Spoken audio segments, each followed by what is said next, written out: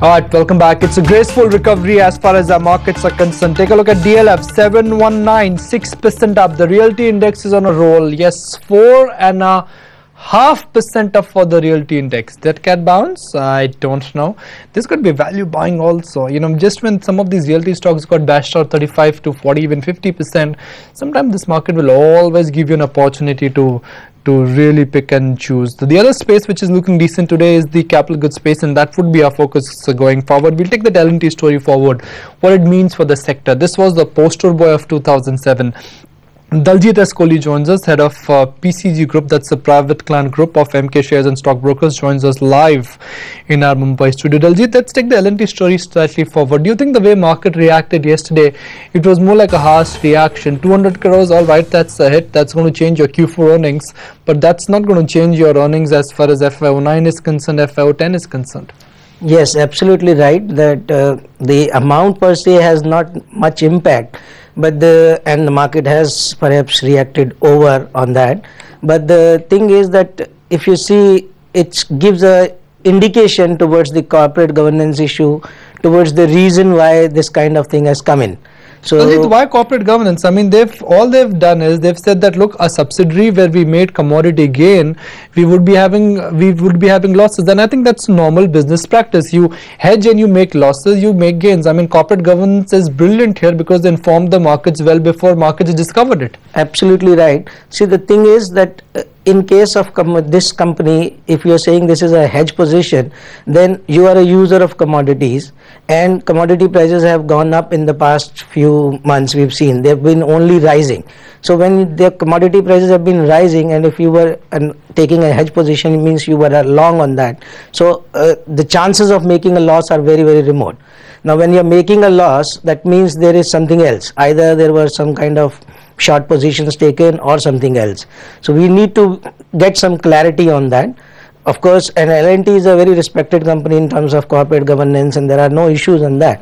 It's good that they've come out with this thing. So that is why we are saying that the market is reacting perhaps in a more bearish fashion, and it's battering it more than actually it is required.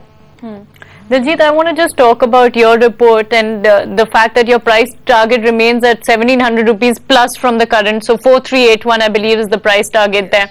And the fact that you, out of all the brokerages, seem to say that you were going neutral on the commodity hedging perspective. You had not put just a guaranteed upside coming in from the commodity speculative positions. When we were initiating this coverage, at that time itself, we've seen that this was a 133 odd crore profit last year. But we knew that this is a not current or recurring profit. So we had, when we were factoring in the future projections, we had factored a very nominal amount from this kind of activity. So the brokerages or the other people who are reducing their targets, basically they had taken up a growth on that also, assuming that it will be a recurring income. But since we had discussion with the management and we knew that this is a kind of one-time thing, and it's a hedge position, so you may gain, you may lose. So it is difficult to take a call on future. So we had projected it neutral at that time. That's why our target remains the same. How much is the international subsidiary business as part of sum of parts value on L&T? Very, very small part, very negligible part, I would say. Not very big part. The total, all L&T subsidiaries, which includes this subsidiary also, as per our valuation, is around 646, which has many other subsidiaries also. So this portion is a very negligible portion there. Well, now let's take the story beyond L&T and focus on what else is happening in the sector.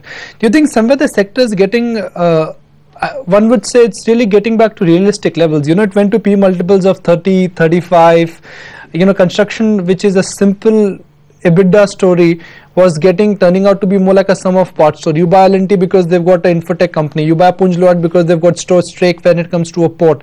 You think that kind of a realization which was there in the market now is just getting back to reality? Correct. Yes, that's right. In fact, there were lots of excesses in the market at that time. If we are comparing it with the peak highs, so there at that time valuations were stretched and a lot of importance was given to all these subsidiaries, unlocking, embedded value. So all those things are now getting corrected. So what's your sense? Where do you think the correction has been maximum? Do you think some churn will happen. And just one more point which I would like to seek your sense from. Do you think in the short to medium term it makes sense to defocus on international companies, companies like L&T or Punj which have greater international operations, and focus on the companies which have more of domestic operations?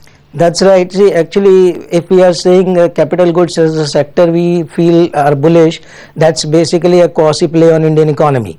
We are saying India's growth story is intact, long-term growth will remain there, so and capital goods sector will therefore get benefit, and that's basically on the domestic part.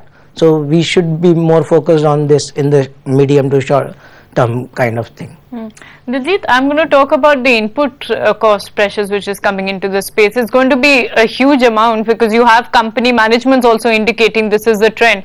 They can't help it. Steel prices are at record highs, etc., etc.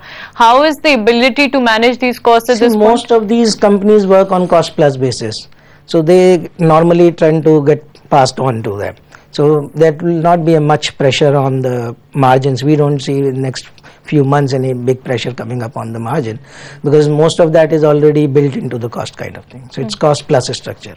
Okay. When you're talking about PE contraction in this space, can you give a general idea about where you would see fair value in some of these names? Because we were talking about L&T, for instance, still at about 40 times and then going ahead close to about 30 times for FY09. Is that reasonable? See, I would say at our kind of valuations, it will be now around 25 times of FY09 kind of thing, which is reasonable for a company which is growing at 35% CAGR in next 3 years. So, of course, it is not cheap, I would say, but it is surely not very highly valuable. Which are the cheapest players in terms of valuations right now available? See, at this time, the entire sector has come off the high peaks by around 40% or so. So, in this kind of thing, Punj will be okay, BHEL is attractive, even L&T is attractive. So I'm not saying that 25 is a costly price also, neither very cheap but not very costly. This growth remains there.